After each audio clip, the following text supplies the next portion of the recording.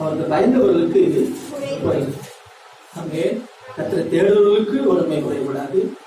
கர்த்தரை முன் மெய்ப்பரானால் அவர் சொல்லுக்கு நீ கீழ்ப்படைந்தால் ஒரு குறைவும் இல்லை. அவர் பயந்து நடந்தால் ஒரு குறையும். அல்லேலூயா. ஆரோக்கியத்திலே நீ குறைவு. உன் ஆயுசின் வருஷங்களிலே குறைபடுவதில்லை.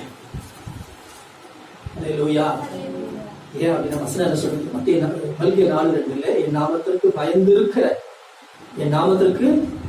பயந்திருக்கிற உங்களுக்கு நீதியின் சூரியன் உதிக்கும். நீதியின் சூரியன் யாரு? உங்கள் உதிப்பா. அவர் செட்டையின் கீழே என்ன உண்டு? கொஞ்சம் கொஞ்சம் பலவீனமும் உண்டு, கொஞ்சம் கொஞ்சம் வியாதி உண்டு. அப்படி இருக்கா? சொல்லுங்களேன். இல்ல. அல்லேலூயா. அல்லேலூயா. சத்தியங்கள் என்ன இருக்குது? சத்தியங்கள் என்ன இருக்குது?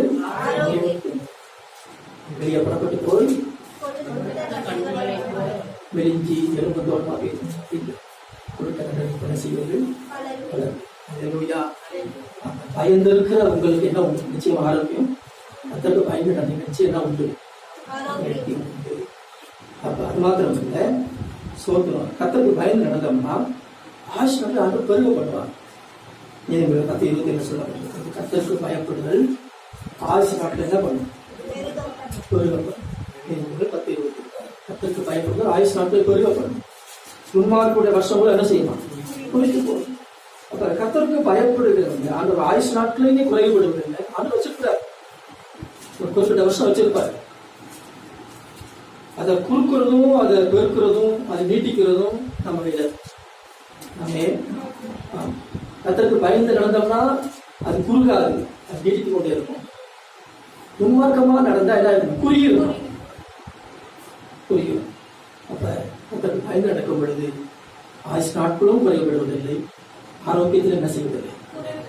குறைவு தருவது. சுவாசிக்கிறீங்களா? அல்லேலூயா. அதான் சொல்லப்பட்டிருக்கிறது. 19:23 கத்தருக்கு பயப்படுதல் ஜீவனுக்கு எதுவானது. அதை அடைந்தவன் திருப்தி அடைந்து என்ன செய்வான்? நினைத்திருப்பான். தீமை அவனை என்ன செய்யாது. கத்தருக்கு பயப்படுதல் ஜீவனுக்கு எதுவானது. அதை அடைந்தவன் திருப்தி அடைந்து நினைத்திருப்பான். தீமை அவனை அணுக. யாரை அணுக? தீமை யாரை அணுகாது? கத்தருக்கு பயப்படுகிறவன தீமை அணுக. அல்லேலூயா. நீ கத்தருக்கு பயந்து நடப்பாயானால் தீமை உன்னை அணுகாது.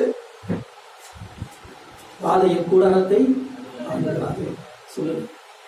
128 கத்தருக்கு பயப்படுகிற மனுஷன் தான் இவ்விதமாக ஆசீர்வதிக்கப்படுவார். ஆமென். யார் ஆசீர்வதிக்கப்படுவார்கள்?